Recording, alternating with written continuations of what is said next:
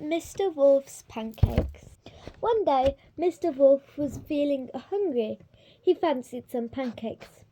Yum, yum, he said, licking his lips at the thought of a big pile of fresh, delicious pancakes.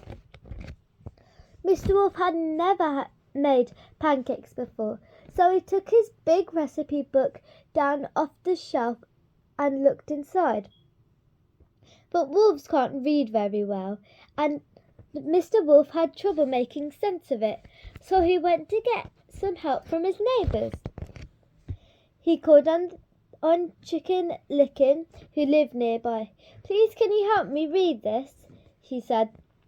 "No," said Chicken Licken, slamming the door in Mr. Wolf's face. Bang! "Oh dear," sighed Mr. Wolf. He sat down, slowly reading the book, and worked out what he needed all by himself. Mr. Wolf looked in his cupboard for the ingredients, but he couldn't find anything he needed. "I'll go to the shop," he decided, and he settled down to write a list. But wolves aren't very good at writing, so Mr. Wolf called on Wee Willie Winkie.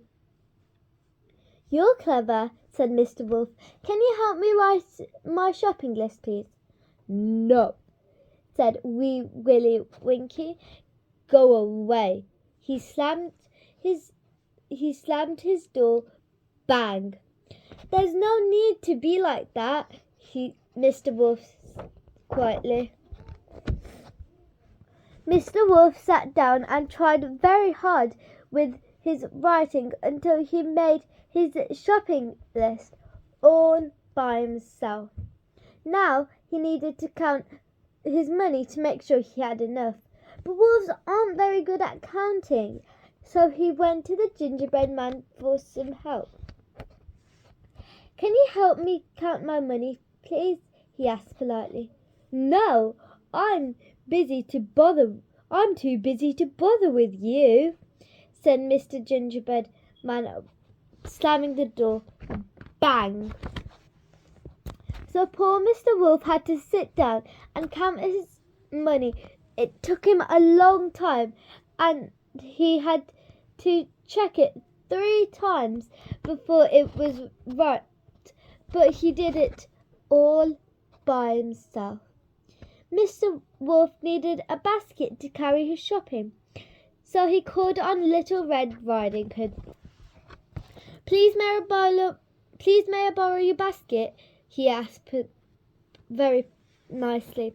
"I'm not lending my basket to you," said Little Red Riding Hood. "Now clear off." So Mr. Wolf set off to the shop without a basket. "I'll manage," he said. Mr. Wolf went to the shop. He looked at his list, remembered what he needed, counted out his money, and carried the eggs, milk, and flour home all by himself. Now it was time to make the pancakes. But wolves aren't very good at cooking, so Mr. Wolf called on the 3 little pigs.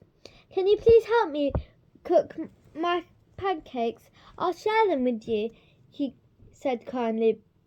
"No chance," chorused the pigs, slamming their doors. Bang, bang, bang. Mr. Wolf felt sad because nobody wanted to help him. Mr. Wolf went home and started to make the pancakes all by himself. Soon there was a huge pile of delicious pancakes on the table, all ready for eating. Now, as Mr. Wolf had been making his pancakes, a lovely smell had drifted out of the kitchen. All his neighbours could smell it, and it made them feel very hungry. They wanted some pancakes too. They decided to try their luck. So they knocked on Mr. Wolf's door. "Give us some pancakes, some of give us some of your pancakes?" said the rotten lot. "Why should I give any to you?" said Mr. Wolf. "Not one of you would help me." Well, we'll help you eat them," replied Mr. Wolf's neighbours nastily. "Anyway, we're not going until you give us some." Mr. Wolf thought very hard for a second. There was only one decent thing to do. "Oh, very well then," he sighed. "You better come in." Mr. Wolf opened the door wide and whoosh! His greedy neighbours rudely pushed him aside and dashed down the hole.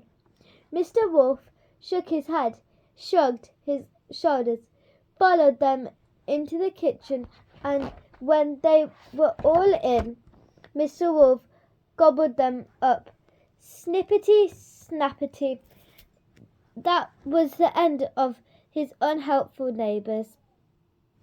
And then, with his bulging tummy quite full, Mr. Wolf sat down to eat his pile of pancakes. And he did it all by himself.